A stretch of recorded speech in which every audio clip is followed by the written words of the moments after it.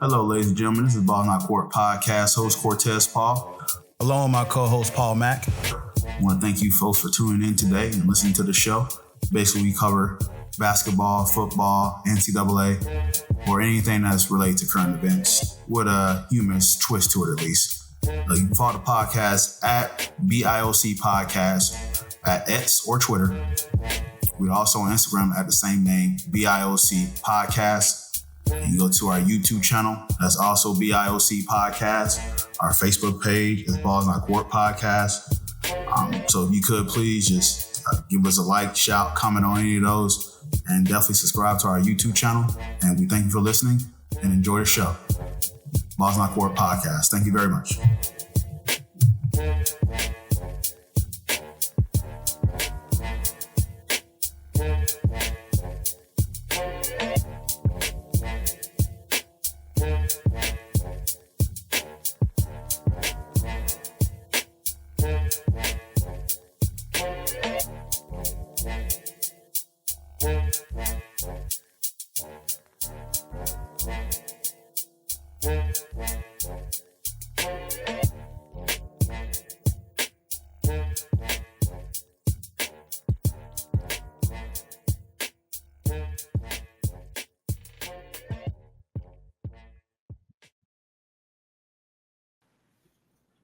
Good evening, ladies and gentlemen. This is Balls Not Court Podcast. Cortez Paul is here. Paul Mack, usual co-host, is to my right. CJ Hill's at the bottom. And a familiar face that has been around a while, Mr. Brad Renner. Yes, sir. Welcome back, Brad. Good to be back. Yeah, man. How's it going, sir? It's good. Can't complain. Oh, busy life, busy life. 3 kids. Keep you busy. Brad was observing us when we was having like streaming popularity, and then we got in YouTube jail and all that stuff. So it's been That's probably me. events. You know, football is in the air when Brad shows up. That's right. We're getting close. Yeah, we're getting close. Brad's back. His football's he's back. So A little grayer, a year older. there you go. Welcome back, sir. CJ, how's it holding up, my man? Long weekend, bro. Ready to get this work week over with. I hear you, Mr. Mack. We got some football lined up. There you go. Yeah, I'm good, brother.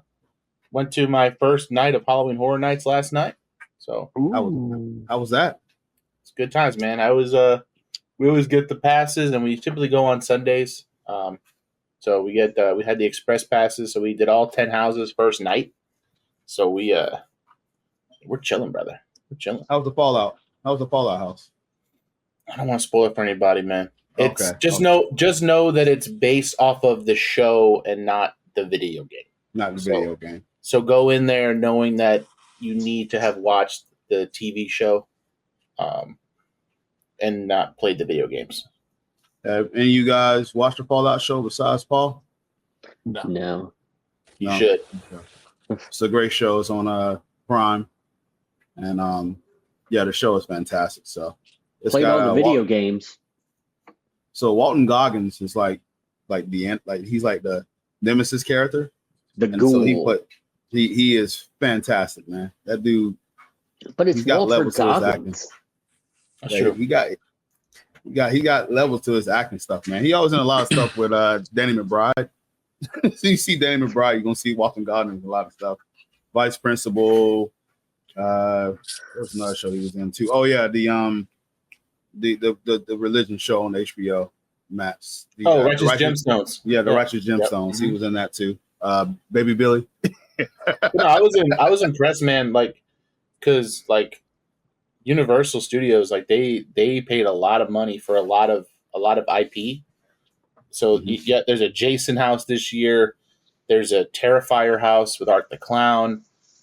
WWE got a house. Nice. So it's a whole like Wyatt Six, the Fiend, Oh, that Bray would be Wyatt neat. house. So that's cool. But like, then they have their like standalone like original properties. Man, they're all really good. Like me and my girlfriend were sitting down trying to do the rankings, and like I'm probably gonna need to go a couple times before I can decisively like put them in order, because you know how it goes. Like depending on the night of the week and the time of day, like there's not as many scare actors or the the experience can kind of change as you go through, and like with it being the opening weekend, like it could get better kind of as the event goes on.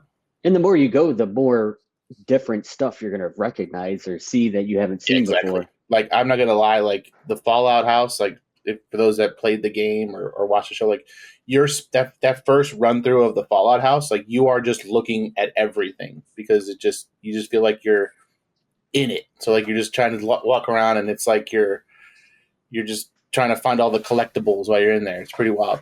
Did you pick up any bottle caps? I spent a lot of bottle caps. I'm sure you did at Universal. Oh, I appreciate you, Paul. I know you're an enthusiast with the theme parks, and I know you and the missus enjoy Halloween, so I know that was a big thing for you. It's officially Halloween in our household now. As of September 1st, it is officially Halloween. So we are full on. We are full on in there now. Definitely, man. All right, well, hey guys, we embark on another journey of NFL football. So Labor Day weekend, you already know college football is now in full effect. We just talked about before we kicked on Bill Belichick's debut. So I think a lot of us got the iPads and TVs on, just kind of watching what he does against TCU. But now we're just kind of going into when we know that it's Labor Day weekend, you know, Thursday night is just on the horizon. So before we get into our whole spill of the NFL season breakdown, I want to ask you guys, because I always do this every year.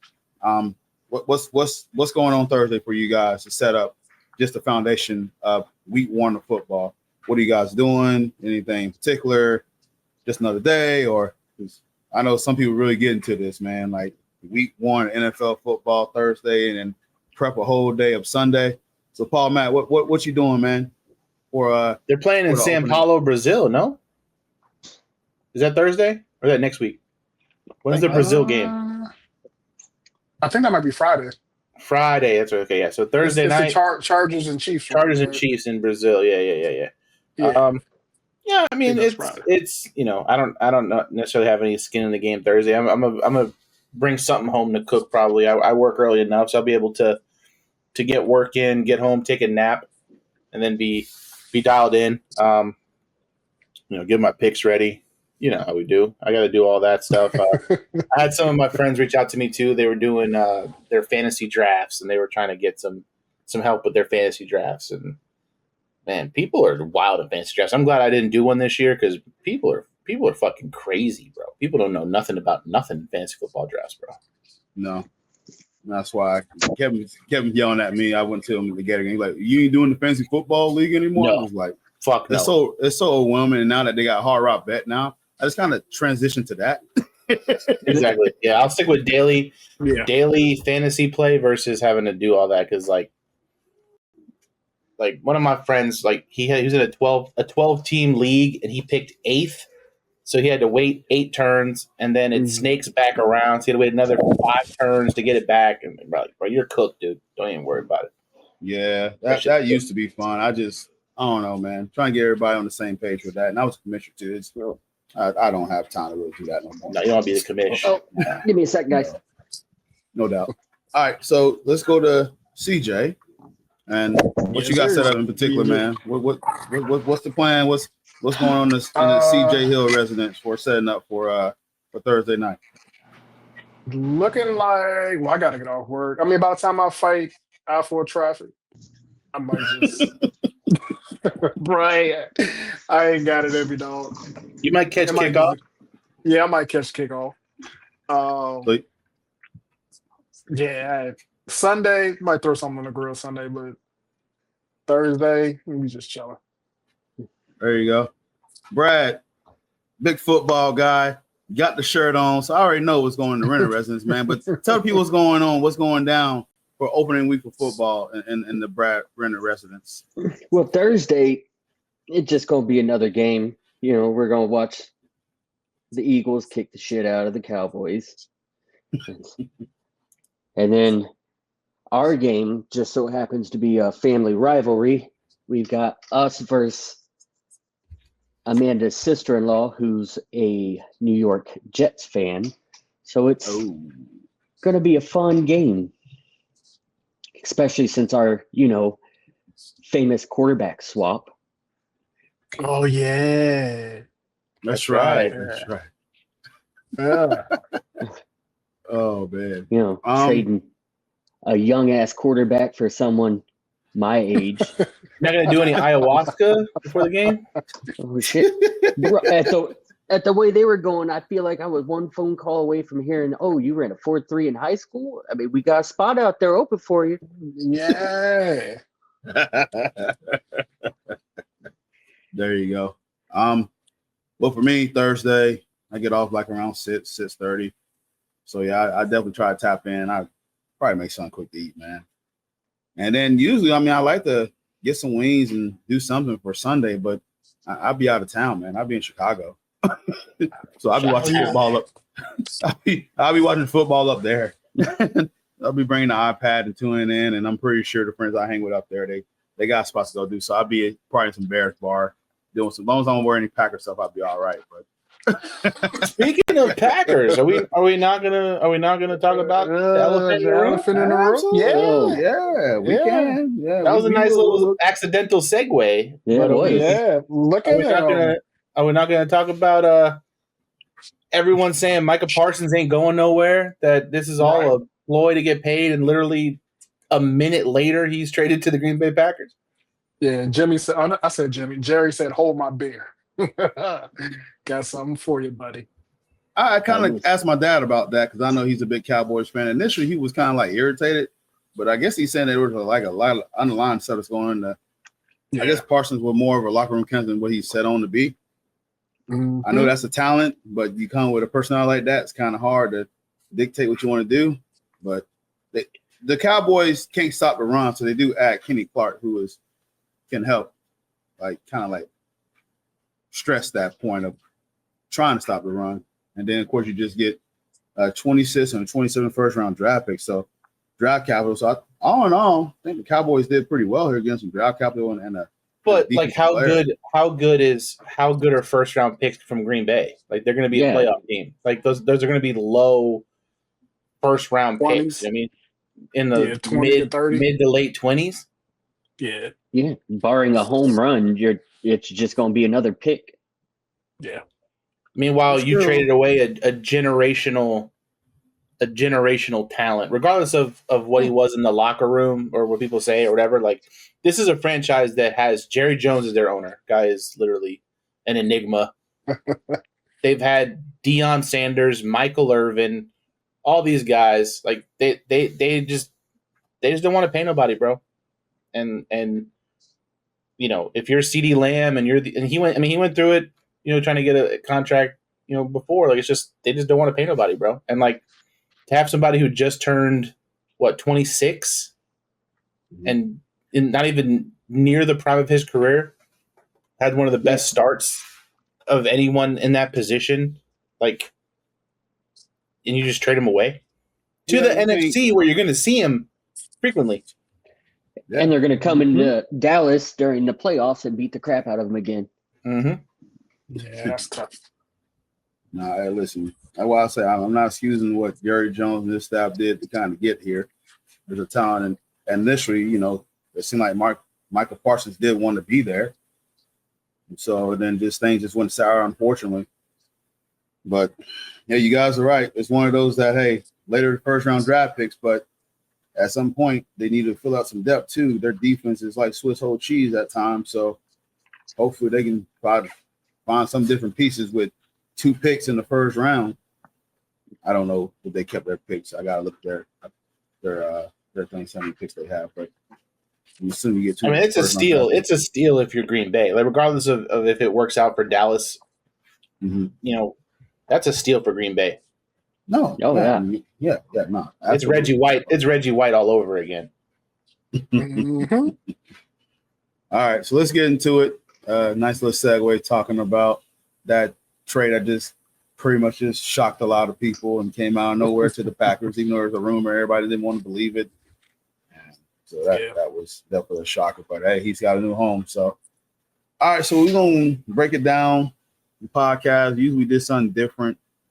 We did like a theme last year, so I kind of switched this up and we're just going to kind of go conferences and do like a little talk there because I feel like we do it by division. We'll be over 2 hours, and I think we're not trying to do that. So, I got time, Well, baby. I'm here. I'm here. We don't Football's have here, Kevin baby. tonight, so we'll be all right. So we are here, man. So let's touch bases and let's go to the AFC. So kind of send a script or outline what I was going to talk with the panel. And so the first question is, which division got the best offensive team in the conference? And we'll start the AFC. And let's go with Mr. Mack. So what's your thoughts on this question here? Which division got the best offensive team in the conference? Which team is that? I feel like it's gonna be either Baltimore or Cincinnati. Like Cincinnati has no defense, but like I feel like you can't deny that Joe Burrow, Jamar Chase and T. Higgins are gonna do what they always do. You know what I mean? Baltimore, like they've been a team that's really like flip-flopped it. They've always been a really strong defense with like a mediocre offense. We're gonna ground and pound and run the clock and wear you out. But with Lamar Jackson the last few years, like their offense is as good as it gets, and the whole Derrick Henry experience is phenomenal for them. So that just opens up another level. So like for me, and like I mean it's typical stuff, right? The AFC North is one of the toughest, most competitive divisions there is. So I mean, because a lot of the there's a lot of uncertainty amongst the AFC right now, except for I guess Buffalo. Like they're the only team that didn't really lose much, and they have the reigning MVP. But when you're Baltimore and you have pretty much an MVP candidate every season as your quarterback, like it's hard to bet against Baltimore. I got you. Brad, that same question go for you. Which division got the best offensive team in the conference, and which team is it? I'm kind of riding the same sentiment that Paul's riding. I mean, you've got Baltimore, who is going to be tough, as they always are in that division. But, with, like he said, T. Higgins and Jamar Chase and Joe Burrow, it basically it all rides on if the defense can just come up with a few extra stops a game. That's literally what kills them every year is the offense puts up points, but the defense can't stop. So if the defense can come up with 1 to 2 more stops a game, I feel like Cincinnati has a chance to do quite a bit this year. Historically bad defense last year, by the way. Oh, historically bad. CJ, your thoughts on this question? I'm going to go with Houston, the young guys.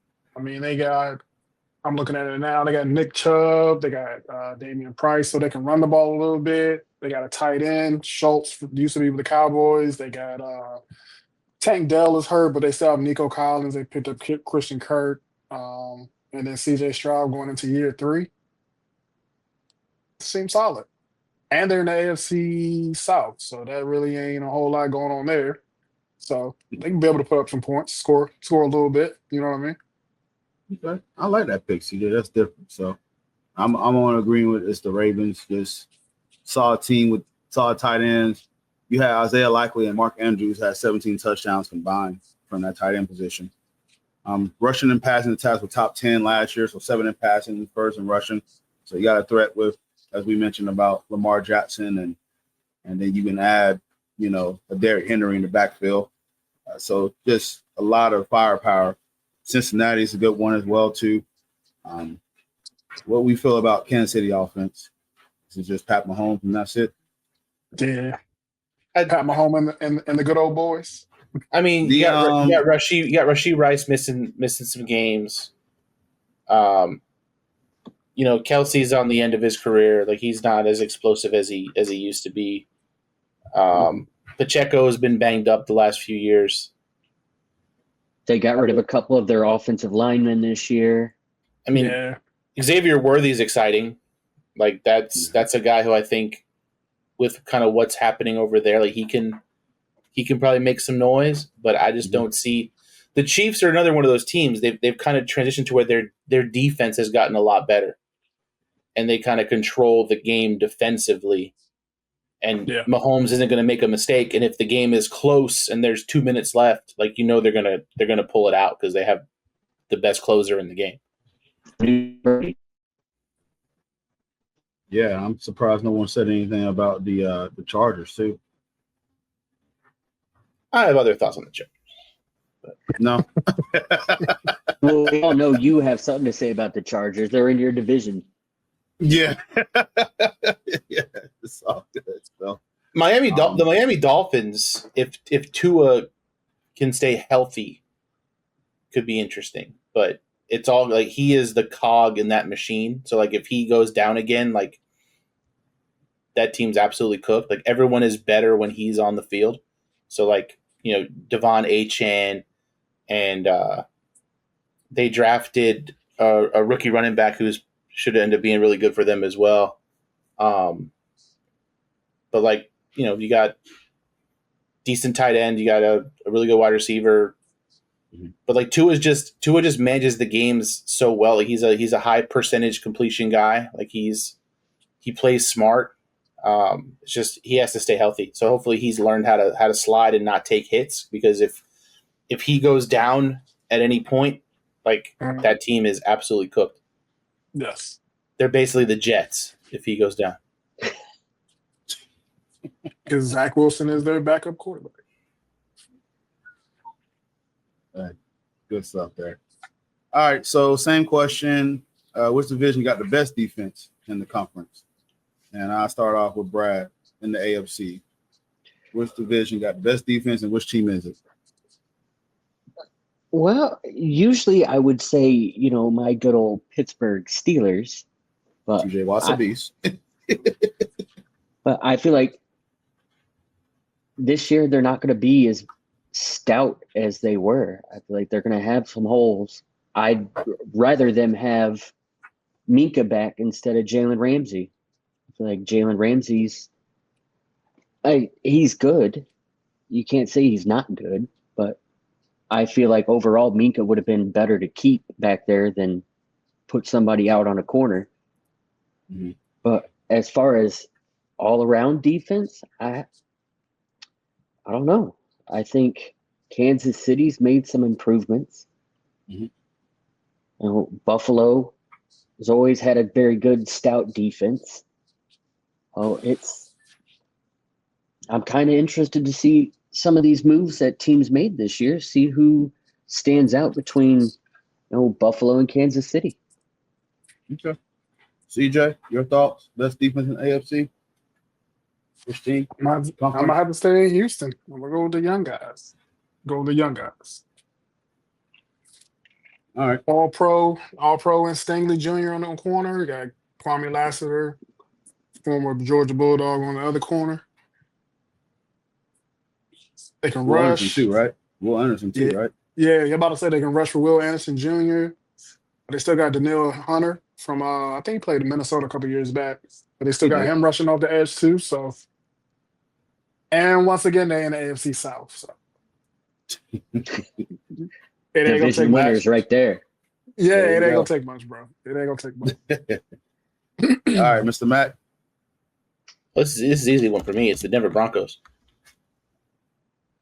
Denver Broncos are going to be tough, bro. I mean, they still got the reigning defensive player of the year in PS2. Yes. They got, they locked up Dre Greenlaw, Hufanga. They're a team that literally gave up 18 points a game last year, and they're only going to get better. They only lost really one guy. I think they lost Cody Barton. It was like the only real lone loss to that defense, which I think they're deep enough in the way that they rotate guys defensively and those big dogs up front. Like they are a deep defensive line. Guys constantly stay fresh. They put pressure on the quarterback. I mean, Zach Allen's really good. I mean, it's just that team's going to be tough, bro. Like that team is going to rely heavily on their defense. And when you have a young quarterback like Bo Nix, what better thing to have than just a really, really good defense. So I don't see them getting any worse. And they were literally a top 3 defense in the league last year. So, I mean, that's my pick easy is the Denver Broncos. No, I'm with you. It's definitely easy the Denver Broncos. They led the league in sacks with 63 sacks. The next team had 9, was less reported, was 54. And then you got Nick Caspanito, who had 13.5. He still got a contract that they're still trying to negotiate. John Cooper had 10.5. That's the edge rusher, right? Yeah. And so Pastor who was the AP Defensive Player of the Year, that's the only weak spot really with them was their passing defense. But then, like Paul just mentioned, they added Hufanga from the 49ers, and then Jahdae Barron, the cornerback from Texas, that's going to play pretty much in the nickel until he gets it down. And then Riley Moss will miss some games. He had a little bit of struggle when he came back from injury, but Riley Moss from Iowa was holding it down for a little bit. You know, being the second man next to Pastor Tan the second, there was times that Pastor Tan was not getting the ball thrown. Like there was not many completions against Pastor Tan. So you really helped this, as Paul mentioned about, you got a young quarterback. Then you add the fact they add a little bit, to their running game a little bit too. So chew up the clock, play the possession game, play the field possession game with the defense. Hopefully create some turnovers. This defense is gonna give a lot of teams fits, man. It's just really gonna be on the offense to really hold there in the bargain, put points on the board. If it's got to be field possession, get them field goals and make the games ugly. There was in a lot of close games, and for a team that was predicted to win 4 games by a lot of people last year, ended up winning 10 games. Like I said, just short and impressive. So this defense, they add a Drake Greenlaw too. Like Jesus Christ, this team is deep. They just Reese. And it's the fact that they're a team too. Like we're the last thing we're talking about offenses, right? This is a team that plays the Chargers twice and the Chiefs twice, and they only gave up 311 points. They literally give 18.3 points per game. And you're playing against 2 potentially like top offenses in the league. So that just shows you just how locked in they are defensively. And then to be able to go out and kind of fill the voids that you had. I mean, if you put pressure on a quarterback, like you're gonna be fine. And they have no problem putting pressure on a quarterback. Yeah, 100%. So that's the thing. You really just gotta have a time clock playing against them because they get to the quarterback. Multiple guys get to the quarterback. That's the amazing part is how they rotate guys in and out, and like they all get to the quarterback. I mean, we just re-signed Jack Allen, fantastic defensive end. Yeah. John Franklin Myers is another beast that we just picked up. This team is just deep, man, and it's gonna be fun to watch. So just stay healthy with them, and I just don't see a defense being better than Denver in the AFC. I just don't see it.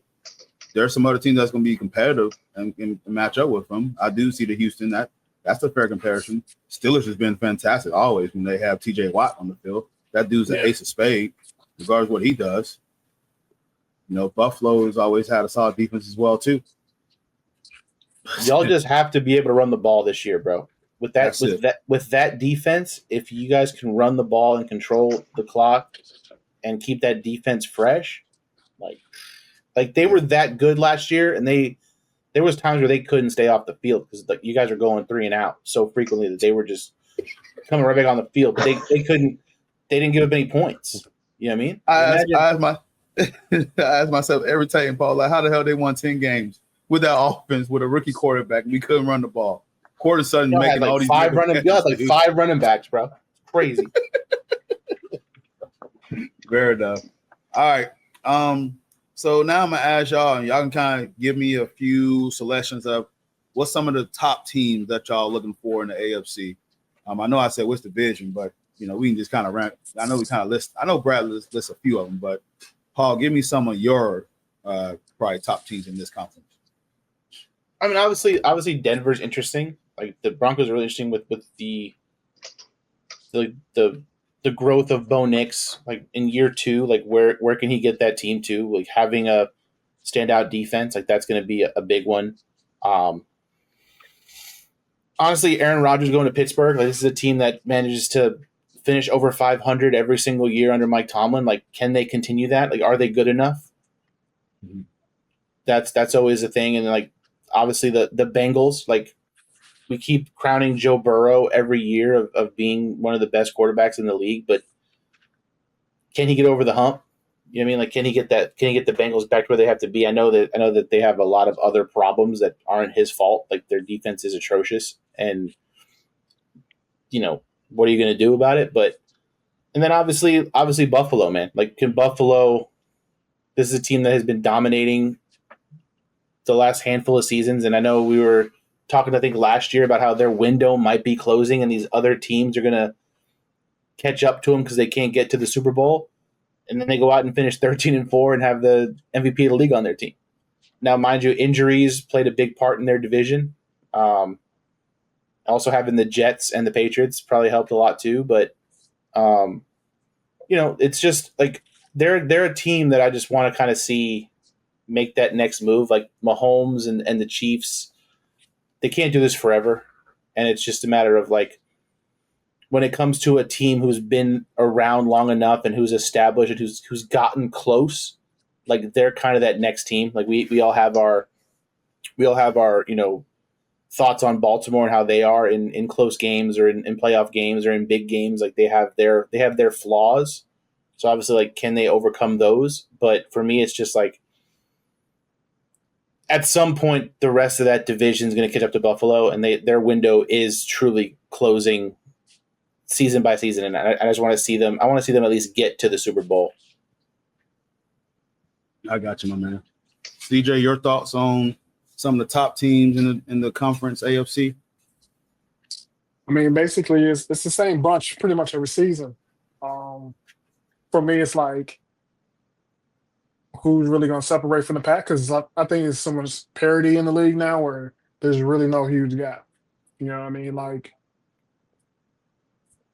can Joey B sling it enough to get the Bengals out of the AFC North? Can like Joe Burrow, like Paul was saying, can Joe Burrow, not Joe Burrow, but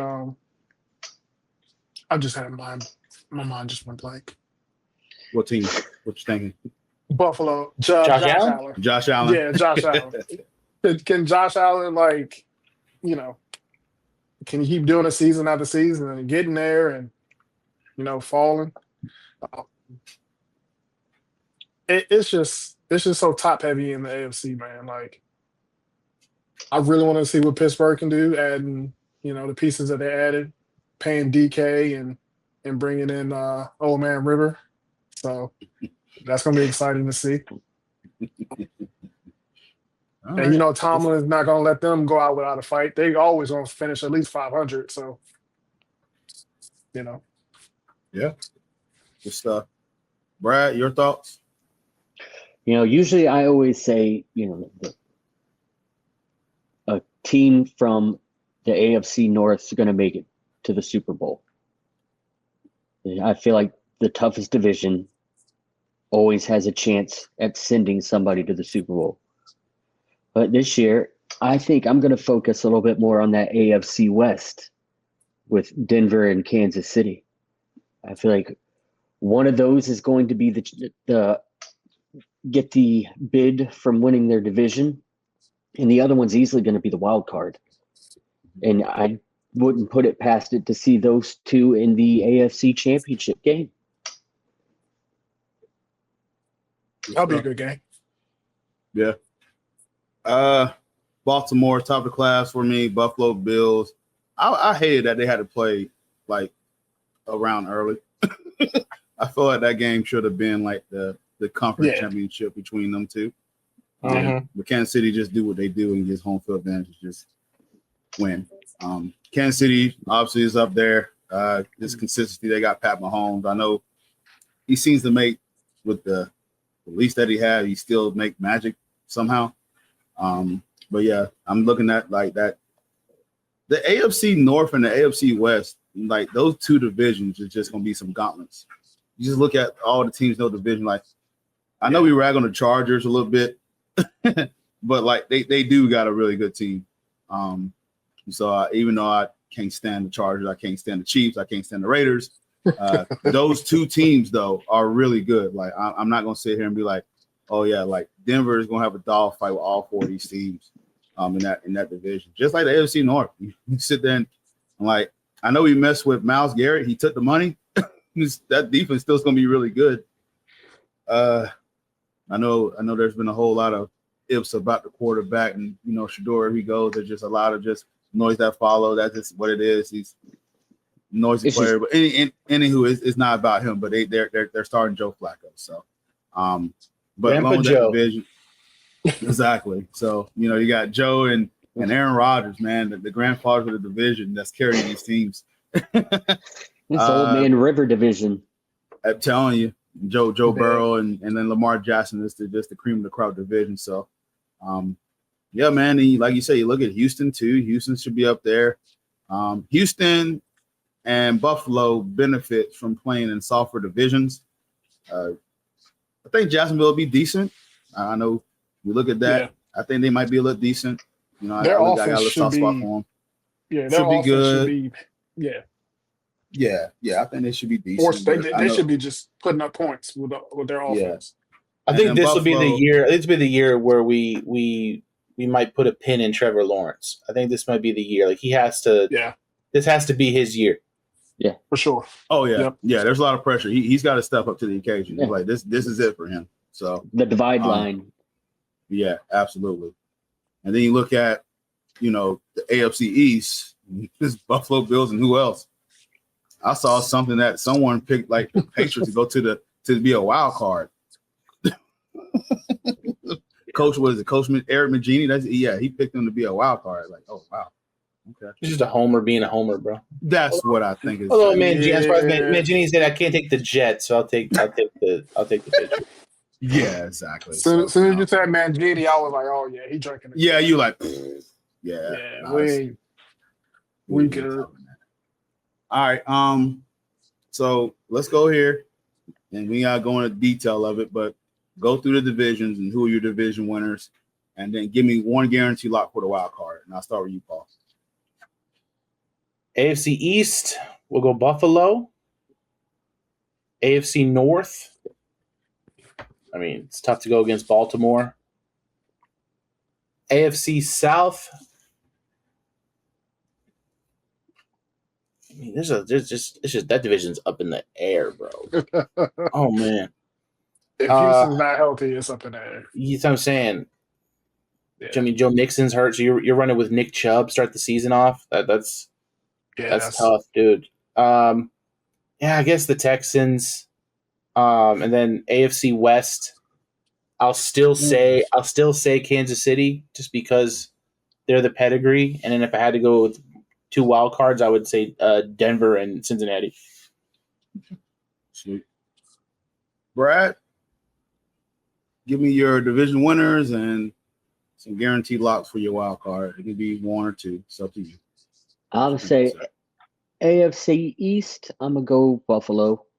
There's nobody in that division right now jumps off as, oh my God, we're going to have a phenomenal year. AFC North, I'd rather die than pick the Ravens for anything, so we're going Pittsburgh. AFC South, I just don't see anybody being better than what Houston's been recently. And AFC West, I'm gonna go Denver. I think Denver gonna edge out the Chiefs this year. Yeah. Who's your wild card? Then I'm gonna put the Chiefs in the wild card. Okay. CJ? AFC East, give me Buffalo. The North, give me Pittsburgh. The South, give me Houston Texans. West, give me the Broncos. My two wild cards would be Jacksonville and Vegas. Ooh, some dark horses. Love it. Yeah, I mean, it's time for some bottom feeder to, you know how it is. Every season it's that one team that catches fire, or the Cinderella of the year, or you know what I mean. Geno Smith gonna bring him to the promised land. You got Geno, you got, you know what I mean? I've got to answer that question. I had picked who's the most must-watch player, and I put Ashton Dentley for the Raiders. Didn't the Raiders just signed another quarterback? I thought I saw that somewhere. Yeah, they got Kenny Pickett. That was... They got You know that man Kenny all Pickett. too well, huh, Brad?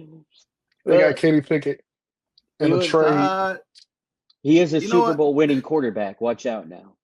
As much as I hate the Raiders, that's not a bad pick. Just with Pete Carroll being the new coach there, and then the Raiders was dead last in rushing with like 1,300 yards. Yeah.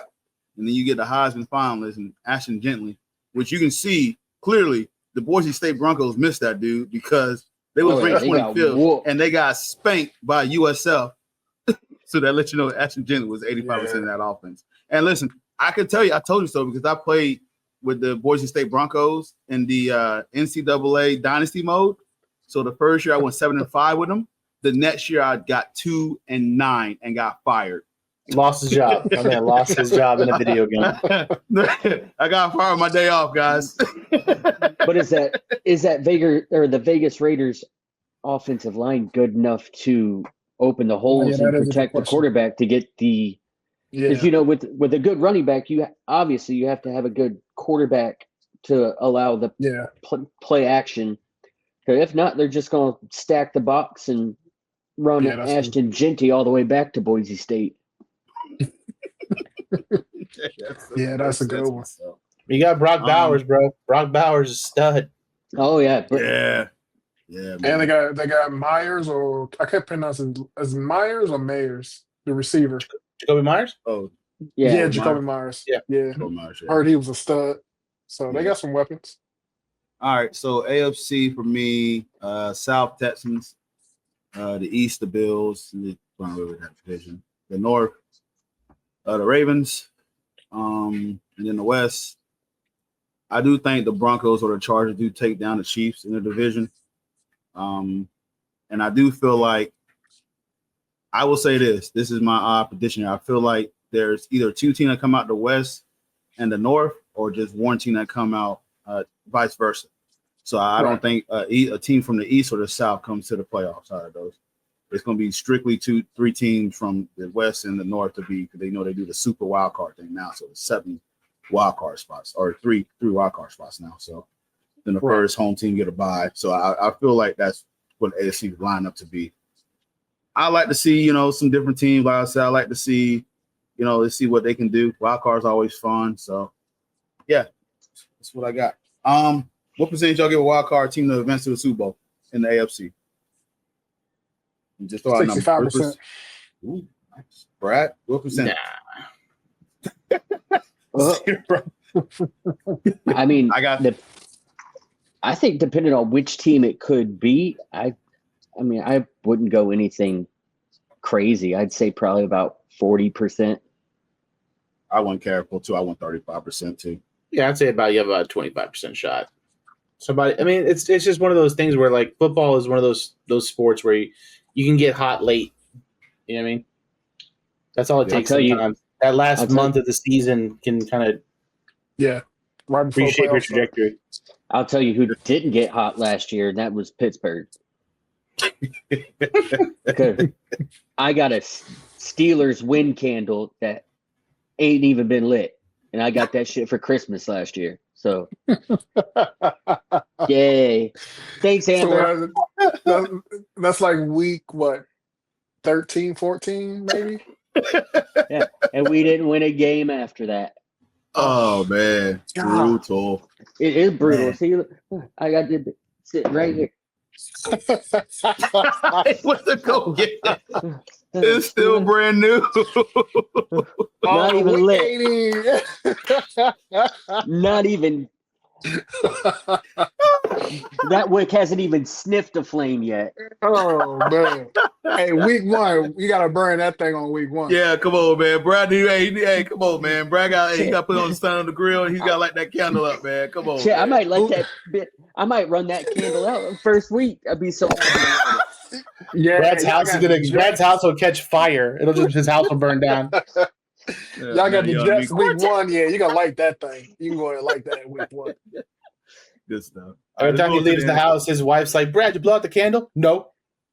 I'm a Jordan win. That's turn that bitch into an eternal flame. It ain't never going out. I'm gonna have to order a whole crate of them to just switch them out as they go. Right. Oh, that's man. good. All right, let's go to the NFC. NFC, same questions. What division got the best offensive team? And then I know I got a few NFC guys here, so let's start with CJ first, because I know who he's going to say. I'm gonna go Eagles, bro. Oh, okay. Go Eagles. Yeah, I'm not one of those. Yeah, I understand. I mean, for me, No. I see it as like if you have, I don't know, you got a running back, you got receivers, and you got a quarterback, and then you have a tight end. Like you're whole. I mean, they're whole, bro. Like that's gonna be hard to stop. Okay. Paul, my other NFC guy. Best offense in NFC. I still think it's the Detroit Lions. It's hard. It's hard to go against Detroit Lions. I mean, you got two really good running backs. Oh yeah, they do. Really good tight end. Solid wide receivers as long as they can stay healthy. I mean, Jared Goff putting up all kinds. This is a team that scored 564 points last year. Like, as dynamic as like Philadelphia's offense was last year, like their defense was the best in the league. You know what I mean? Yeah. Like they were the best ranked defense in the league. That makes playing offense super easy. Yep. Like, and they had the best. Yeah, they had the best defense in the league, and they were pulling people off the streets to play defense, and still one of the best defenses in the league. Oh yeah. Like, they were going to the welfare line in the middle of the week. And we need a linebacker. We need a quarterback. Got one. Lions were plus 222 in point differential. And they were pulling people not as backups; they were pulling them as starters. Jesus. Yeah. So I mean, like I said, for me, until someone proves me different, like the Detroit Lions and Dan Campbell and the emergence of Jahmyr Gibbs, who honestly I think is their number one now. I think David Montgomery is easily the number two guy. But that team, Sam Laporta, Amon-Ra St. Brown, like, good luck, bro. Yeah, I'm piggyback off you, Paul, and I let Brad go last because I also set the lines as well too. Like you have Gibbs and Montgomery, the nickname Sonic and Knuckles for a reason. So like their running core was the second in NFL in rushing TDs. Gibbs had 16 and Montgomery had 12. So I always play the what if game with Detroit because I literally, you heard on this podcast last year, me and Paul, like Detroit was like one of our like easy to root for team stories. Like if you're not in a division, but we ain't got nobody don't hate Detroit like that. So I think we're good. Everybody in this podcast was like, it's hard to not like them, man. It's a feel good story because we all know what Detroit has been like 5 years ago, man. Like they wasn't good. So it's one of those that okay. So Lions with Montgomery, he went down with an MCL injury, and then you had on the defense side of the ball, Aiden Hutchinson, he had a fractured leg in week 5. So now the Commanders did what they supposed to do. They handled business. They stumped. Yeah, it's like that. Yeah. That was a shock. Like they beat them, but it was like, man, where would this team be? Because there was, the Vikings was going at it, man, for that jockeying for position, since week 12. It was always Vikings lines, and so I just to me, and then you just wonder because Jared Goff is talented. But is he the right quarterback to lead this team? Because you already know, you see these windows come and go with NFL teams. Detroit window, how long is their window? So, but right now, to me, they do got the best offensive team in the NFC. So, Brad, kind of like what Brad was saying before, like the Lions, aside from Aiden Hutchinson, like the Lions' defense was obliterated last year. Like they were going down to the local YMCA and just getting guys. Didn't they bring Bridgewater off the streets? Yep. Like late in the season? Yeah. Mm-hmm. They were desperate, bro. Hey, Teddy, are you done coaching high school kids? Because we need you. Teddy Two Gloves, we need you to come in here, bro. Yeah, come on, bro. All right, Brad, who you got for best offense in the NFC? I'm gonna go with the Lions as well. I mean, you can tell they honestly enjoy playing together, and that's something that's really, really hard to find, especially in the NFL. Nobody is selfish. Jahmyr Gibbs and David Montgomery literally enjoy watching the other play. It's a very unselfish blue collar team. Like you said, how could you not root for them? Yeah. Honorable mention to the Tampa Bay Buccaneers. Yeah, I was looking at their information too. I agree. The Bucs should be up there. I didn't realize they were that explosive last year, and obviously, the Green Bay Packers adding some weapons. Drafting Golden as a wide receiver with the people they already have. Second year with Josh Jacobs, like Jordan Love. I know he's dealing with a little bit of an injury. It's on a non-throwing hand, should be okay. But like that's another team that could potentially put up points, and now they have their defense got better. So like. We'll see how that goes. But like Tampa Bay, 502 points last year from the Bucs. I had no idea. Shout out Baker Mayfield. Yeah, quiet. They did it quietly. Nah, I'm glad you shot him out because listen, the Bucs. I was looking up some this research. I'm like, man, the Bucs offense was really cooking last year. Yeah, really paid attention, but a lot of good pieces, and their running game was okay. But passing wise, Baker was cooking. Yeah, and obviously you have Godwin coming off of an injury, so we'll see how that goes. But yeah, man, like Tampa Bay is usually like we're always looking at their defense with Tampa Bay, and their defense was good. Their defense was good, but like to score 500 points on offense. I mean, I know they're in a really weak division, so like a lot of those points probably come from divisional games.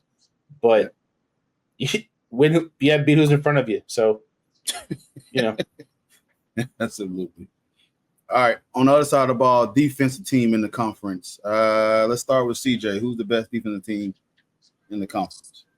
I'm a little biased because they got just like Georgia 2.0, but I'm gonna go to Eagles, bro. Okay. I'm biased. They can stop the run. They got the Nilla boys, in the secondary. I like it. Paul? This one's gonna be tough for me because you're Giants. There's a lot of good defense in the NFC, and I'm excited. I mean, we have no corners. That's the thing about the Giants that we have no pass defense. But as far as a pass rush, as a defensive line, Abdul Carter, Thibodeau, and Big Dex in the middle, like that's tough, man. That's if we were doing like segments of defense, like that is one to watch because that is going to cause problems. You know what I mean? That's going to cause problems. Even the linebackers are good, but like for me, obviously, I think I want to see the Minnesota Vikings. Like their defense, they forced a lot of turnovers last year, and I think that was partially led to their like 14-3 record, and I just want to see if they can continue that. Like they were a team that their turnover in special teams was wild, and like I just with having JJ McCarthy being your quarterback, like there's going to be a lot more pressure on that defense. Yeah. So I just want to see if that defense can still do what they did last year because they were really good last year. 332 points allowed. They were like the third or fourth best defense in the NFC, so it's like they were right there.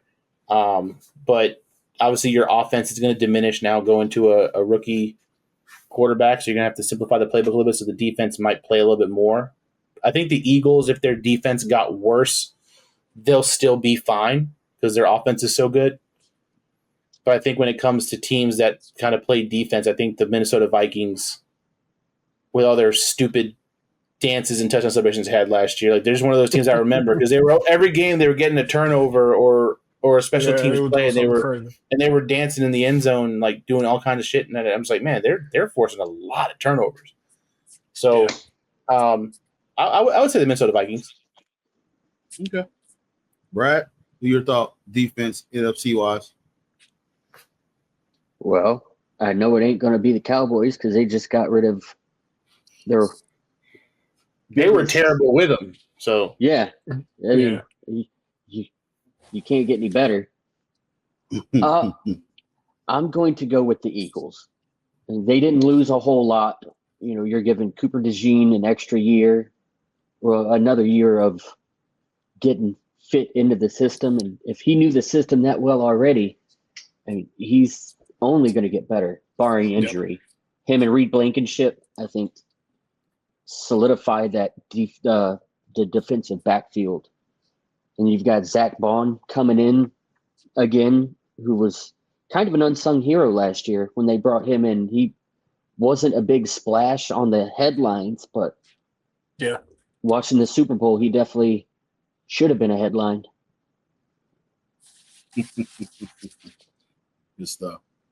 Me personally, I'm going with the Packers since they added an elite talent in Michael Parsons. This was already a defense that was second NFC conference with total yards with a shade of under 5,400 yards allowed. And then they're fourth in rushing yards allowed. So with that, you add a Michael Parsons to a team that I already have, Xavier McKinney, who sits in AP Defensive Player of the Year voting. And you look at Rashawn Gary and Edrin Cooper, who was in the running for rookie defense player of the year.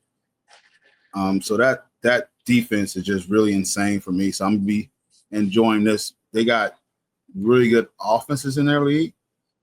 The Bears are really ascending. Like I know I know that's just subject of the Bears, but they got a really good offense potentially. Then you look at the Detroit Lions with that defense, the Minnesota Vikings with the threat that they have with those wide receivers, and the Packers got to play those. So I want to see how they match up with Michael Parsons. That it was a good move on the Packers' part to get that because they are playing some talented offenses in their division. So, and I really think they're going to be one of the better defenses, if not best defense in the NFC, in my opinion. To piggyback what Paul was saying, the Vikings had 33 takeaways last year.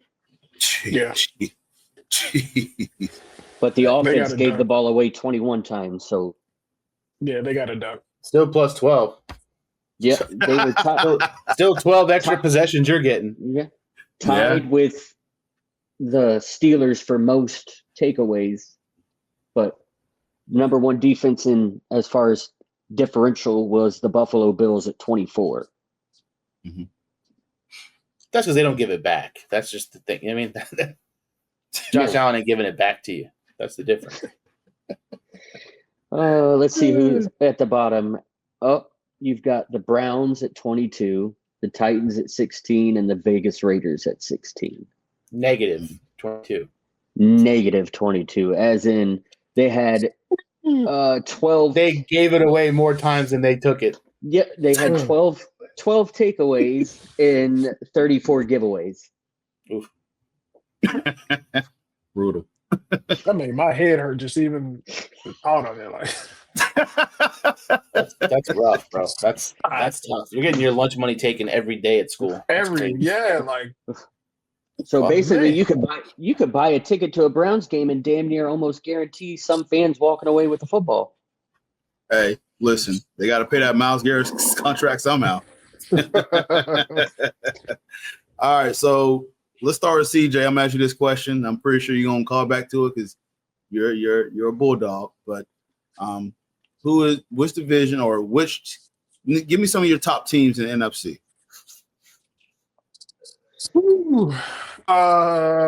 Falcons, getting 2 dominant edge rushers in the draft, along with their secondary. I think they should be a lot better this year. Another year under Penix, that should be good. Their offense should really be. Michael Penix Jr.? Yeah, Michael Penix Jr. Yeah, that guy. I heard it's going to be hard to beat him this year. He said it, I didn't.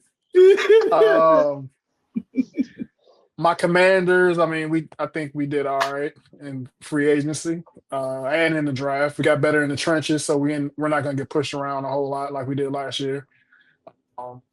That running back y'all drafted, Krosky Moret? Yeah. Oh, he likes to be called Bill. Yeah. So he likes to be called Bill. Do you know why he likes to be called Bill? Yeah, the show, right? Yeah, he looked like Little Bill as a kid, so his family called him Bill. Yeah, he was drafted in the 7th round, but apparently he graded out as a 3rd round back, 2nd to 3rd round. Well, he had an eligibility issue last year. Yeah, which is wild because didn't somebody take he gave his jersey number to somebody? Jersey to somebody. Right. And then I think something happened where the number became ineligible, and he took his jersey number back, but because that number wasn't eligible, he was unable to play. Exactly. So he missed grades out all as a last year. second to third second or third round running back. So I mean, he's about to be your starting running back, getting rid of Brian Robinson Jr. yeah, Well, I mean, you still got Austin Eckler back there. yeah, he's one concussion away from working at Publix. So I wouldn't even. I wouldn't even. You can find him in Tua in the deli section, chipping ham. Come on, man. Austin Eckler is the case of like just how old you can look being a running back. Like, you know what I'm saying? Like, he's not even that old, and he looks old.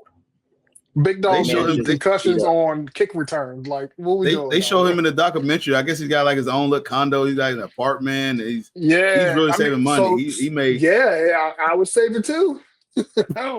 He's on borrowed time, bro. Yeah, Austin Eckler in his 9th season at 30 years old. 30 years old. I think he was 35. he got to wear a Guardian cap like wherever he goes, bro. Like he wears it to bed at night. Right. You know, Him and y'all got no chill, bro. The coach can't even pat him on the head. That's the all concussion team, bro. You got him, you got Tua, you got DJ Moore. Yes, sir. Yes, sir. They drive them to and from the game in Brinks trucks so they don't get hurt. Yes, sir. and the coach of the all concussion team is Antonio Brown. Mr. CTE himself. Oh God. CTE-ESPN. Yeah, he's the GM. Well, that team would go and Chris Olave. bankrupt. Chris Olave too. Yes, Olave. Right. Oh man. All right. God. Yeah. Back to the okay. Brad, who's give me your top teams in the NFC, bro. I think it's going to be a good run between Philadelphia and Washington this year. Yeah. The NFC North should be good. You know, depending on what Caleb does with his, makeshift I want these guys team. The Bears. I think it's going to be probably the Lions out of the North. The South, I'd probably say the Buccaneers. And West, I think it's going to be the Rams. I'm going to go with the Rams. Okay. Mr. Mack? We've completely ignored the NFC West. Like we have completely we have not said anything about the NFC West. We have not said anything about the NFC West. And I think the NFC West is going to be the division that really blows our minds a little bit. Like I feel like Arizona is going to be better. They won 8 games last year, but they're going to be better. I feel like Seattle's going to be good. They got Sam Darnold. Obviously, you lose DK Metcalf, but you still got Smith and Jigba. You still got 2 good running backs, Charbonnet and Walker. Like their defense needs some help, but they're still manageable. And the 49ers were just completely obliterated by injuries last year. So who knows how good they really are. The NFC West could be the conundrum of the whole thing is you look at that division and literally I think any 4 of those teams could potentially win that division. Obviously Stafford's dealing with a back injury. We don't know how bad that is. True. Then Jimmy Garoppolo's their backup. So what are you going to do? But I mean, if Brock Purdy comes back and CMC is healthy 100%, and you don't got to worry about him blowing his Achilles in week 3, the Niners could make a run. So that's just a really interesting division. If I had to choose, I feel like Seattle can be good, man. A team for me to watch is the Seahawks for sure. Seattle, Tampa. And then obviously I'm gonna watch the Giants to find out how long until we put in Jackson Dart, the savior of our franchise. Yeah, throwing darts for Dart. That's right. Just ripping darts, bro. So I say start on week 1, but Yeah, you got Russ, whatever. I mean, give it. When the season's a throwaway halfway through, throw the kid out there. I'm obviously gonna be watching that, but it's still the big dogs are the big dogs. Seen it. Philly can do what they. Also, the Commanders, like they took the league by storm last year, and I just want to see if Jaden Daniels is him. You know what I mean? Like, have people kind of caught on to Jaden Daniels because he the way he managed football games as a rookie last year was one of the most impressive things I've ever seen, especially from a kid who can run. Like he only ran when he had to. He extends plays. He's throw first, run second. He doesn't take a lot of hits. He's very smart. He gets down. He gets out of bounds. Just like I said, their running game is a question mark now. And also, is Deebo Samuel 300 pounds? I don't know. He actually is. He's back. He's snatching up gold chains again? Yeah, he's back. Tuck your chain around Deebo now? He's back? I still have thoughts on Deebo. I said 2 years ago that Deebo Samuel was a gimmick player, depending on how you use him. And the Niners made him look that way. So it's a matter of how can the Commanders use Deebo Samuel, because I think he's most productive when he's coming out of the backfield. You're handing the ball off to him. And in the preseason, that's exactly what he was. Yeah. Yeah. So I mean, the Commanders are interesting for me just because they're in my division. I'm going to see him twice, but I just want to see the Jaden Daniels trajectory. Yeah. Well, I can tell you if Russell Wilson starts out anything like he ended last year, you're going to see Jackson Dart in about week 3. At halftime of week 1. Hey, could be worse. Y'all can still be paying them. Oof. Oof. Eesh. How many more seasons, Denver? I think this is our last one. I know we got him for $1 million last year. Yeah, you great. Listen, that worked out great for y'all. Yeah. Well, at the beginning of the year, he played good. Like I said, after Christmas, he played like he was worth about $1 million. Mr. Limited. He should have been paying us $1 million a week to go out on the field. I just remember Brad and Amanda. I'm talking to them like, yeah, man, Russell looking good for us. I'm like, just wait. Just wait. Cortez knows. Hold on, brother. I got hood week 2, man. I got hood week 2. Just wait. Yeah. It's coming. Yeah. He'll throw it on the goal line. He'll throw it on the goal line. Just wait. Hey, you get stuck into his personality. He's such a great guy, which Russell is. Russell Wilson is an amazing man. He's awesome. And that's what it is like diluted me a little bit. Man, you are so nice. I can't really be mad at you, but I am mad at you. Right. Like, what are you doing to my team? Yeah. So, hey, Paul, good riddance. Thanks, man. All right. Appreciate it. So let's see. It's just so funny because I just remember like Brad and Paul used to just rip me up with Russell Wilson jokes. And it's just funny how it just comes in full circle. Hey, Russell Wilson's on your team. It's so easy. It's so easy to make fun of him, but like you do feel bad. You do. He's just a cornball. He's such a good person, cornball, bro. Yeah. I mean, toward the end of the year, I wonder if he was sitting next to Shohei Ohtani's translator betting on games. Jameis Winston's goofy. Like Jameis is goofy. So like I have Russell Wilson and Jameis Winston. I have like the two goofiest cornballs in my quarterback room. The best thing I saw all summer. I have Ringling and Barnum in my fucking quarterback room. Was that a real like video clip of Jameis feeding the W to? No, that was Jackson Dart. Jackson Dart fed it to Jameis. So that was real. Yeah, that was real. That was a preseason game. Hey, Jameis a glue guy, bro. Like I'll take Jameis. Jameis a glue guy. He's a locker room guy. I died laughing, dog. Yeah, man, that's funny, man. All right, so Brad already made his picks. Let's just make our picks for the NFC. Let's start with you, CJ. Who each division pick a winner, and then your wild card. East, I'm going Commanders. North, I'm going. Go ahead and give me them Packers. South, I'll take Tampa. The West, like that little place on Lion King that nobody goes. Like a little forbidden area, like the little blob back there where nobody goes back there. Like that used to be Polk County when I lived in Claremont. That was Polk County. I didn't go out there. Hey, shout out Polk County. Yes, Once sir. you hit Yes, the sir. Grand Yes, Canyon, there's nothing past nothing it. there.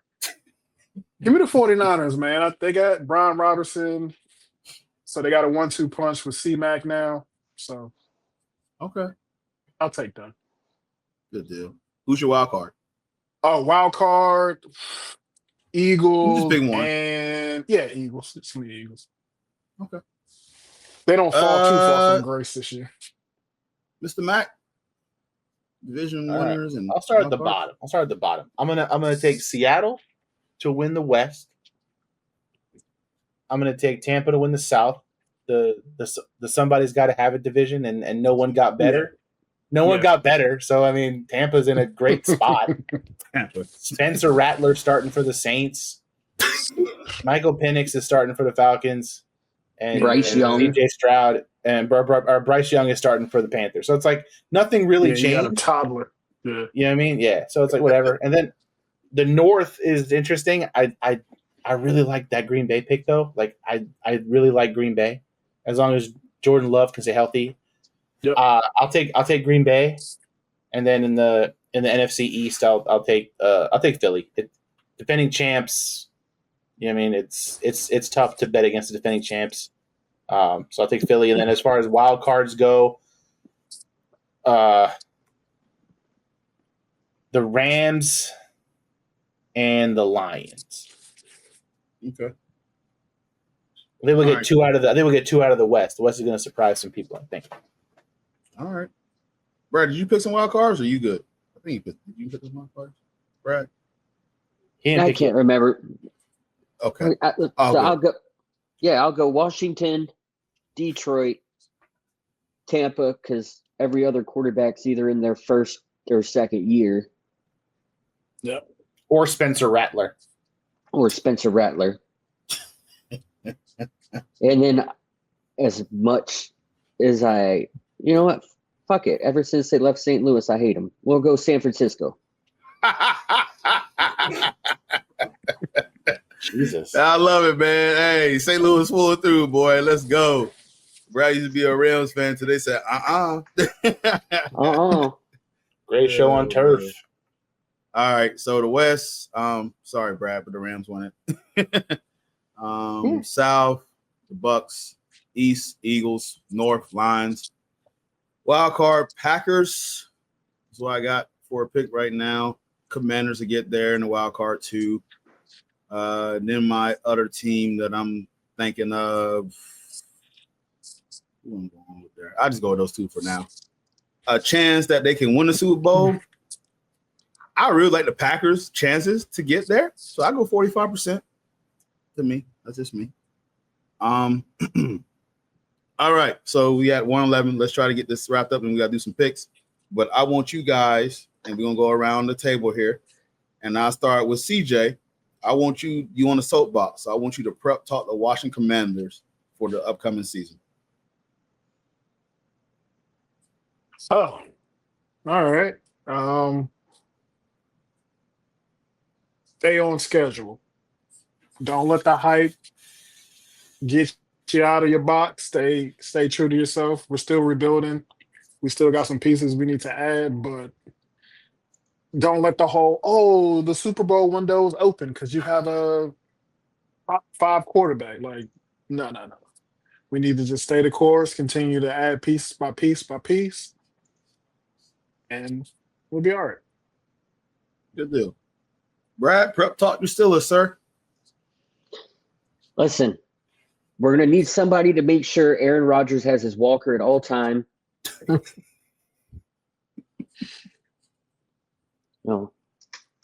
DK's out there somewhere. Just chuck it. True. TJ, Cam, just get to the quarterback.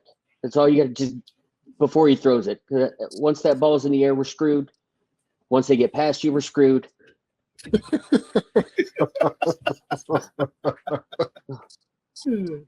Let's just make it through the season. You know, we're guaranteed 500.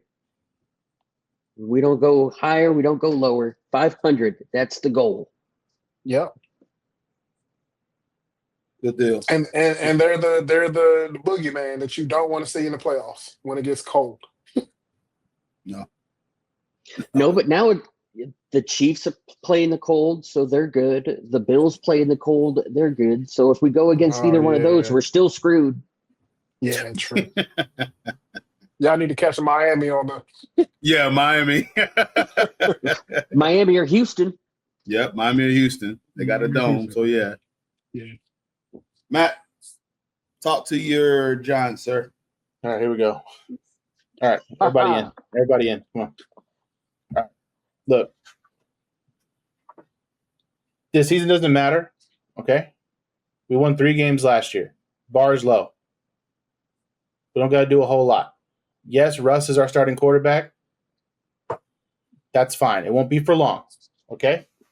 Just gotta ride the wave. 5-6 weeks is what it is. You know what? We're not gonna change coaches. Daboll is safe. We got a stud wide receiver in Malik Neighbors. Just get him the ball as much as you possibly can. If Russ can't, Jackson Dart will. We have an incredible defensive line. Let's just ride on that. Let's get to the quarterback. Let's put these studs in motion. Okay. Beat Dallas once. That's all I ask. Be competitive against Philly. And finish better than the Jets. That's it. Those are the bars. Those are the bars we have to jump. Okay. And then we can just focus on next season. I'm not doing anything. I'm not going to come out here and put the stupid red, white, and blue glasses on. I'm not doing anything crazy. Okay. I'm just saying my expectations. Let's win 5 games, maybe 6. Let's get Jackson Dart some playing time. Let's treat Malik Neighbors better than we did Odell Beckham Jr. Mm-hmm. And let's just be the best team in New Jersey. That's all I ask. I'm like New Jersey, but yeah, they do play New Jersey. Yeah, they do play New Jersey. So East Rollinsford or whatever. And All so right. on three, 1, 2, 3. Fuck Philly. Let's go. Sorry, Thomas. All right. Yep. Sorry, Tom. All right. So my Broncos. A lot of people predicted y'all to win 4 games last year. Y'all exceed expectations. Went 10-7. Went to a tough Buffalo Bills area up there and just didn't get it done. So it is what it is. But history like to repeat itself because in 1984, John Elway's rookie year, they went 9-7. And the following 85 season, that was a team that won 13 games and lost in the divisional rounds to Brass Steelers. But 30 years later, can we see a bonus similar ascension? Let's see. I mean, we added some running backs now. So we got R.J. Harvey from UCF. J.K. Dobbins was very reliable. And we also got a blanket tight end. We got Evan Ingram, came from the Jaguars. And, Paul knows Evan Ingram very well. So I feel like we added a good piece to build around this. Defense gotten better. Hufanga, Greenlaw, Barron added through the draft. We were signed back Zach Allen. I know there's a contract dispute, that we got going on with, Nick Benito, but we'll figure it out. But no, this is really Denver time to really kind of shine up because I'm sick and tired of hearing the Kansas City Chiefs being the class of the AFC West. They are annoying. Even when they had Priest Holmes and before they had all Pat Mahomes came here, I still didn't like the Chiefs. I don't like them now. So I'm sick of hearing about Kansas City Chiefs being the class of the AFC West. They have surpassed us. There was a point that we used to own the Chiefs. The Chiefs own us. So I'm sick of losing to them. The Raiders still suck. That's great. And the Chargers, they're going to go to the playoff. They're going to choke like they always do. So Denver, it's time for y'all to step it up. They got a really good defense this year. You had one last year. You had some pieces. Now we need Bo Nix to make sure that he don't have a sophomore slump because a lot of T's are thinking that your last year was a fluke, even though those same people picked y'all to win 4 games. So how can it be a fluke if y'all picked them to win 4 games? They won 10. Just give credit where it's due. Denver had a really good year, and they caught to a lot of y'all sleeping. But it is on them to kind of come back, come out here, repeat success, and let's see what happens. So go Broncos. And that's where we'll leave it at that. So all right, let's ride. All right. So should we we always like to kind of thumb mark this, and we can do this, and then we'll make our picks, and then we're done. Super Bowl picks.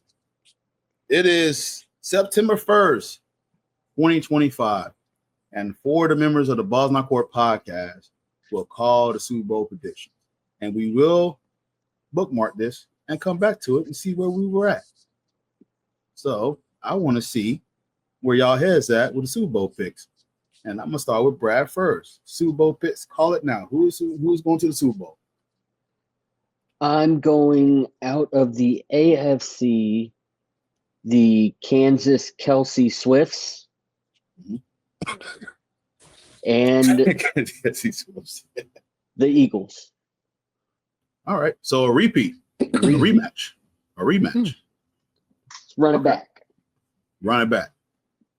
CJ, call the Super Bowl right now. Who you got? Commanders and Steelers. I'd be okay with that. And the Commanders win. What are the odds? What are the Vegas odds on that? Well, you put some money down, CJ? Hard rock bet. Jesus. I know the Steelers I are gotta talk to PMAC. You know, I gotta slide PMAC some money to place my bets. You know, he the man in that area. That's wild. All right, Mr. Mac, call it now. I'm bookmarking this. All right, out of the NFC,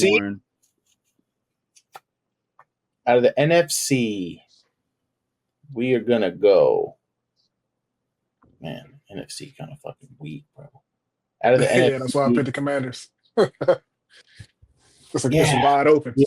It's wide open, bro. I mean, realistically, the Giants could go to the Super Bowl coming out of the NFC. No, they can't. They can't go to the toilet bowl coming out of the NFC.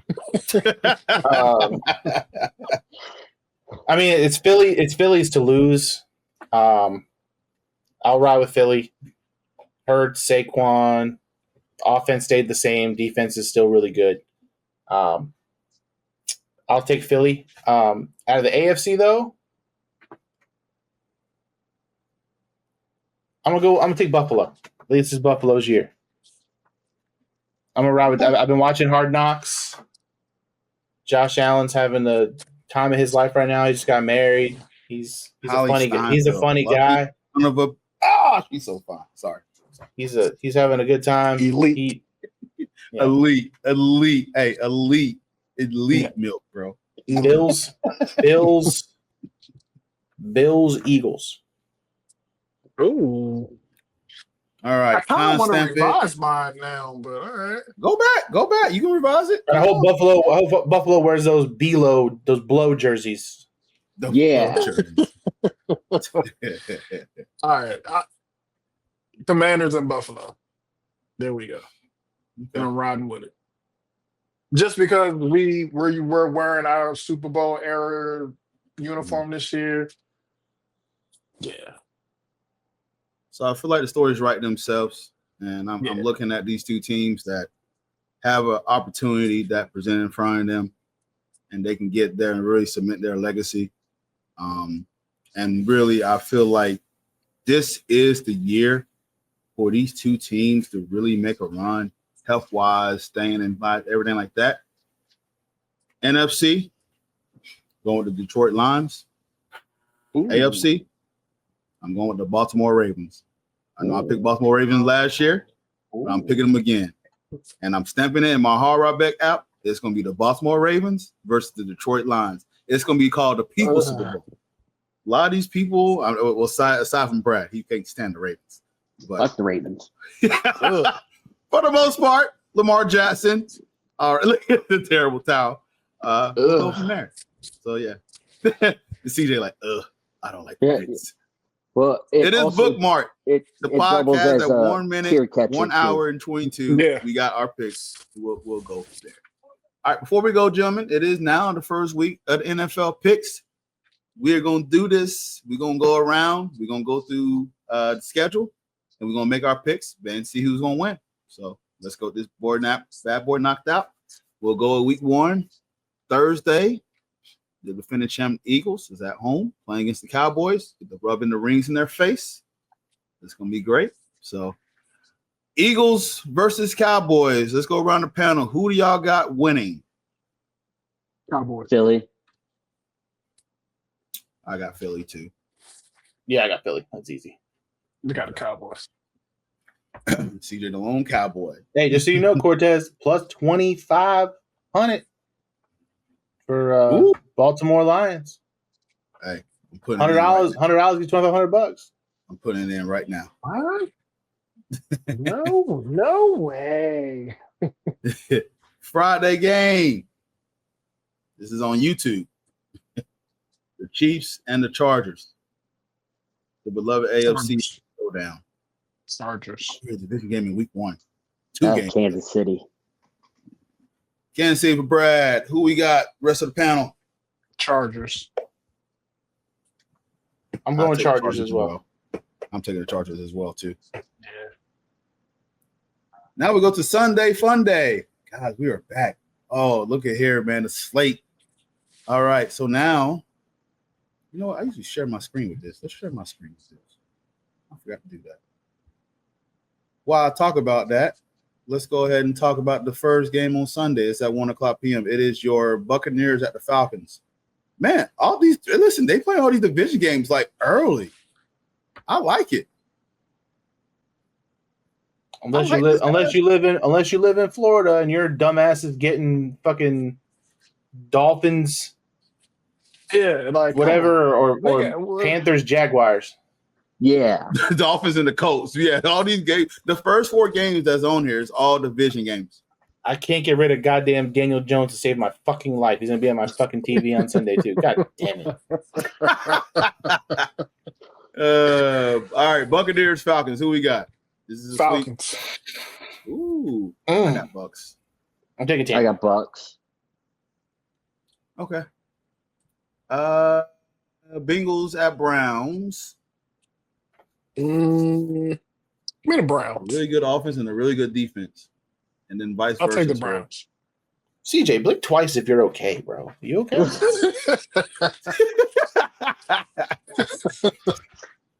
I'm taking the Bengals. I'm taking Cincy.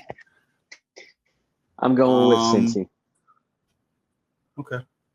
Dolphins and Colts. Ooh, Jesus. Colts. This might be a concussion game.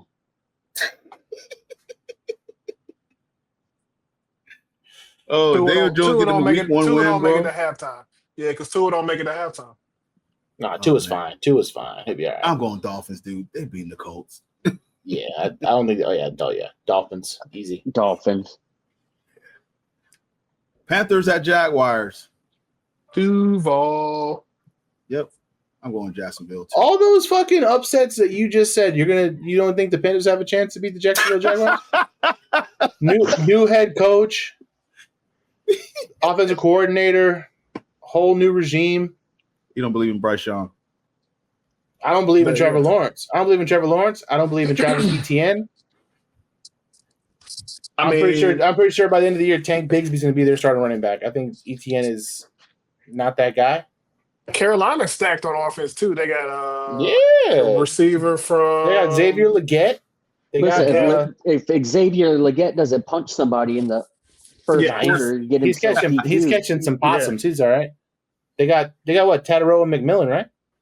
Yeah, the receiver from Arizona. They got him. Yeah. They got Jimmy Horn Jr. from Chuba Hubbard. Yep. Mm-hmm. Jimmy Horn Jr. I'm from gonna take Carolina. I'm gonna take Carolina in the upset over Jacksonville. I'm rolling man. Duval. All right. You gotta say it like their coach said it. Duval. All right. Through our slate of 1 o'clock games, the Raiders at the Patriots. Give me the Pats. I'm gonna take the Raiders. I like the Raiders. I'm gonna go Raiders. I'm going Raiders. All right, Cardinals at the Saints. Ooh. Some games shouldn't even be played, bro. That should just when be the like, Saints, listen, y'all when the Saints come marching in, bro. Listen, Arizona, they're gonna win like 9-10 games, bro. They'll be all right. Cardinals. So, Cardinals. I'm gonna go with Arizona, but just in case you were wondering, you can get tickets as low as $37 to the Arizona New Orleans game at the Caesars Superdome in New Orleans, Louisiana. Well, that's not if you paid $1,000, they probably let you play quarterback. I'm gonna take Arizona. Yep, I'm taking Arizona too. All right, the Steelers at the Jets. Steelers. Going They're Steelers. They're gonna wax the Jets. Like it's not even. Oh, you think so? Oh, for sure. I'm taking the Jets, bro. Oh, okay. Justin Fields gonna hit them with one of those like, why didn't you want me, bro? I played well and you fucking got rid of me. You want to blink twice if you're okay? He's like Will Smith in the Fresh Prince when nobody wanted his ass. That's what he's gonna do. Yeah, in the middle of the living room. That's right. That's CJ. That's fucking Justin Fields, bro. He'll show you guys. Oh, that's funny. So right now you can sit on the Saints sideline in the Caesars Superdome for $116. Oh man, that ain't bad. Do I want to waste $136 on the Saints game, or do I want to go to the casino with that? That's a good question. I mean, you'd be better off going to the casino. At least you'd have more fun. Yeah. I got to buy a plane ticket to get that $100 and something ticket, so then it's going to cost me a little more. Yeah. I'll just go to the Hard Rock. There you go. All right, so the Giants at the Commanders. This is the last 1 o'clock game. Commanders. Ooh, we got a ride between Paul and CJ. Let's go. Yeah, bite. Giants, bro. I'm gonna fucking pick them every fucking week. I love it, and he's gonna pick them for until week 6, and be like, I'm over it. Nope, I'm riding. We're going 16-0. I love it. I love it. Yes, I stand on business, bro. Listen, I'm here for it. When you wear the shades next week for the podcast, and you beat them, and CJ's got to be on the show. I'm here for it. Brad, who you got? Washington. Yeah, Commanders. Sorry, Paul. Like I said, you got Russell Wilson, who didn't win a freaking game. Hey, listen, I got first half Russ, bro. Listen, I got a good 5-6 games of decently prime Russ, and then it goes off the rails after that. Yeah, so you know what this candle should have said when I got it? Smells like Steelers regret. That would have been a more fitting smell for that candle. I'm gonna get a menorah and I'm gonna have it in the background, and every week I'm gonna light a candle for how many weeks till Jackson Dart gets to start. I'm gonna give it 8. I'm gonna give it 8 weeks. Oh man! All right, our 425 games. The first one is gonna be the Titans at the Broncos. Cam Ward debut. Broncos. Denver Broncos defense. Let's ride. Let's ride. Denver easy. Yeah. Me and my lady friend made a bet on this because she's a Titans fan. I don't know why you want to do that, but she's gonna owe me a bar tab here. Oh, not Tito Taz bar tab. That's fucked up. She was better off taking you to dinner. It would have been less expensive. Listen, can I get somebody to make me that bet? I was like, you were brave. Yeah, I was like, you brave. Okay. I said, I drink Tito's now. And listen, okay. Tito Taz. All right. Cam Ward is going to have a real good introduction to the league. So, yeah. Yeah. Another division game right here. The 49ers at the Seahawks. 49ers. Seattle. I'm going Seahawks, dude. Seattle. At home. 12 man. Yeah. I like Seattle. You like Seattle too? Yeah, I like Seattle. Sam Darnold. All right. Yeah. Another division game. The Lions at the Packers. Go, Pack, go. Oh man, this is. I'm gonna take Detroit just because I feel like they're more prepared for Week 1. Like I said, Jordan Love's dealing with a little something. Micah Parsons probably ain't gonna play because he hasn't done shit all off season. They say he like some injection. Yeah, he gotta get 4 injections in his back just to get it going or something like that. Yeah, that's what I heard. He's getting some injection. Yeah, that's wild. They're gonna have to inject him into that defensive line. Nope. But I'm gonna go Detroit. I'm going Detroit. Yeah. I'm going Lions. Okay. Texans at the Rams. Texans, baby. Yeah, Houston. I'm going Houston. Yeah. Rams. Houston. I'm going Houston. Can't do it. Nick Chubb's your running back, bro. The guy had both knees replaced. That's tough. And he still squat 1,500 pounds. Yeah. God, I don't give a goddamn.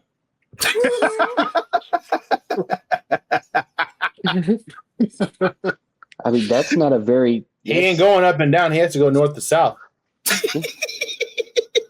Yeah. Okay. That apparently is the second toilet bowl of the game or the week because the tickets are as low as $47 to that one. Oh. Team won the Super Bowl like 4 or 5 Houston years and the ago. It's Rams. crazy. Yep, tickets as low as Ooh. $47. I'm going Road going trip. back. That's in Cali, that's Cali. worth it. Just because SoFi Stadium looks like a fucking place to go Yeah. see, bro. That stadium is wild. But legit, right? Yeah. Yeah. All right, in the game of the week, the Ravens at the Bills. This was the Buffalo. rematch last year, man. Give me Buffalo. Yeah. I'm going Bills. They're my Super Bowl pick. I'm going Buffalo. Lamar, I can't win a big game. Jackson. It's not snowing outside. The Ravens will win. They Monday better not, night they game. better not get down early. Yeah, yeah, so right. that's true. So, all right, and then to end it off, the division games, the Vikings at the Bears. Ooh, I get to watch the Bear. I get to watch a Monday night Bear game, Chicago. Oh, this gonna be lit, bro. Let's go. Give me little Caleb in the crew. Yeah. I ain't gonna say this a lot. Bear down. Bears. I got the Bears winning too. Although shout out Minnesota, because I have historically said that Minnesota stinks. They showed me who was boss last season, but I think y'all might stink again. I'm going Minnesota by a field goal. I can see that, though. Yeah, I can see that. All right, this stuff picks are done. Guys, I know we at 135. I got one more segment I want to do. I want to invite someone to the barbecue. I know this is all script right here. I just got one.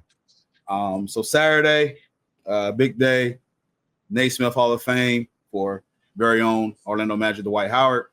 Very excited for him. Well-deserved 3-time Defensive Player of the Year for a team that went through a transition point, was rumored to move to Kansas City. At one point, it won for Dwight Howard to get a new arena built. He laid a foundation to just kind of get set up. Now, the way he left, it did kind of cut somewhat away to the fans, but the way that he came back and not kept shooting down the organization like some other big men does. Shaq.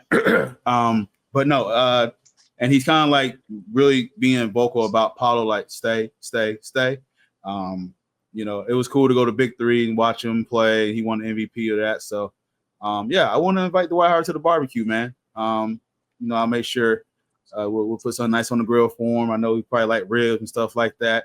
I know he made like one of our clips went viral with he me might and like Paul some sausage. Yeah, he might like some sausage too. So, Uncle John's Pride, baby, Uncle John's Pride. Let's go. CJ know what I'm talking about with Uncle John's Pride. Yes, sir. Yes, sir. But no, shout out to him, man. I'll be definitely tuning in to his speech. Unfortunately, having Shaq introduce him, don't agree with, but hey, apparently they made amends, and shout out to them, shout out to him, and that's very cool. So I just want to close it out with that. I guess while we're inviting people to a barbecue, I'm not inviting them to a barbecue because there's too many of them, but I'm just saying shout out to all the Florida college football teams. Week 1. Shout out everybody. Everybody got a dub. Everybody got a dub. Everybody's eating those W's, bro. Florida State upsetting Alabama, USF, UCF, Florida. FSU sending them back to Tuscaloosa in that L. Yeah, I appreciate that. That's it. They let it I'll let you invite him to the barbecue, but I'm not inviting Florida State, Miami, USF, UCF. Go home. Go Gators. Even though I know we play a cupcake team, so listen, I don't care, bro. Dub's a dub, man. I went to the swamp. I've seen some thumb petty, and after that song ended, I went back home. It's just crazy how we were talking about how like, but no, that was meaningless. Cool to see, how meaningless like the Texas Ohio State game is because it was like the first game of the year and whatever. But Arch Manning looks kind of rough, bro. And I don't know if that's Ohio State's defense or what. But the self-proclaimed front runner for the Heisman Trophy, my man needs to pick it up. Okay. But as CJ put it, that's a tough get the first week though. CJ did elaborate on that. That's a tough get. Like to come out the gates and play Ohio State. I don't know who scheduled that one. Like that didn't make any sense. That's tough, man. That's that didn't make any. But no, actually, I understand why they do it or why you would do it. Because if you lose week 1, by the time late October, early November, when things start to really matter, your L doesn't matter. That L don't matter. Right. Texas lost to number 3 Ohio State. Like, they just gonna gloss right over it. But just shout out Florida. It was a wild weekend here in Florida. Wild weekend. Good deal. Congrats to all the college teams. I say that. Shout out to the Georgia Bulldogs, man. We did what we had to do, man. God. Go Dogs. Go Dogs, sick 'em. Don't drink and drive. That's why they're coming to my barbecue. So I can make sure my boys is all right. Don't party nowhere else but at my barbecue. Go Dogs. Right, you want to invite somebody to the barbecue, you good? Invite people to the barbecue, you good? Well, I'll tell you who I'm not inviting. Yeah, it's Aaron Rodgers because he's probably a freaking vegan and don't eat no barbecue. Oh, yeah. Hey, can you imagine a man like, I'm going to make some jerk chicken right now? I'm good. What? Nah. Get off my roster right now. That's funny because it's regular chicken till you give it to Aaron Rodgers, then it becomes jerk chicken. Yeah. Good stuff. All right, guys, let's close it up. Man. All right. Make sure y'all stay tuned for the week. Football's back. So we'll be back at it. I will be out of town, so I know Paul and CJ can get Brad. I'll be on a cruise next week, so I won't be here. Oh, CJ man. And Brad run the podcast. I'm going to the Bahamas, baby. I go the following week. Although I'll be around Wednesday. We can record Wednesday night. I'll be around Wednesday. I leave Thursday. I probably can do it Wednesday. I'll be back Wednesday, so we can probably just do a recap on Wednesday. Yeah, we recap Wednesday and then pick for the following week. We'll be all right. But yeah, I won't be here after Thursday. I come back Sunday. So yeah, Wednesday night will be good. Okay. Yeah, we'll definitely work on that then. Okay. So yeah, follow the podcast page at BOC Podcast. I'll let the guys introduce themselves. Paul, give me your right name. Yeah, I'm on X at @D_Paul_Mac. I'm on Instagram at DPaulMac520. CJ? On X at CJ1911. Brad don't have any social, but Brad? Big football guy, though. I'm at the Wheelhouse, 19th hole every Tuesday for trivia. 8 o'clock. Yeah, there it is. Trivia guy. Oh, yes, is that by us? The same bar we go to, CJ, the one over here. The hole. Right. Yeah, he leads the trivia. Oh, okay. I might have to swing through on a Tuesday. Yeah, man. Show Brad some love, man. So you follow me at _CP. You got the podcast page I mentioned, BOC Podcast.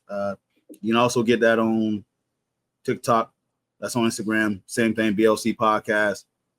You can go to our Facebook, Talking Balls My Court Podcast. We're also on Radiate.fm. Peter just reached out to me like, hey, what's going on? I got no episodes in a while. I'm like, it's been slow, dude. I'm sorry. But Radiate.fm, we're still on there. So you can check us out on Thursdays. I'm glad he checked in, but I told him football's back in. Basketball's going to be ramping up soon, so we'll be getting more content out there. So we'll be getting more stuff out.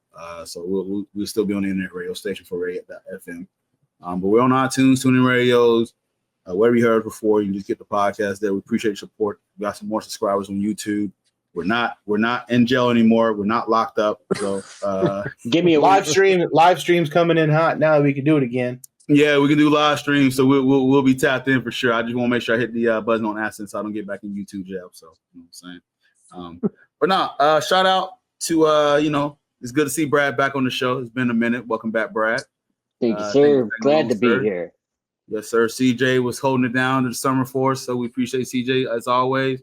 Paul Matt does his thing as always. And then, this Cortez Paul. So, Paul's Not Court Podcast. We appreciate you guys listening. Paul's going to get the clips up, and we'll be good, man. So, Yes, see you guys later.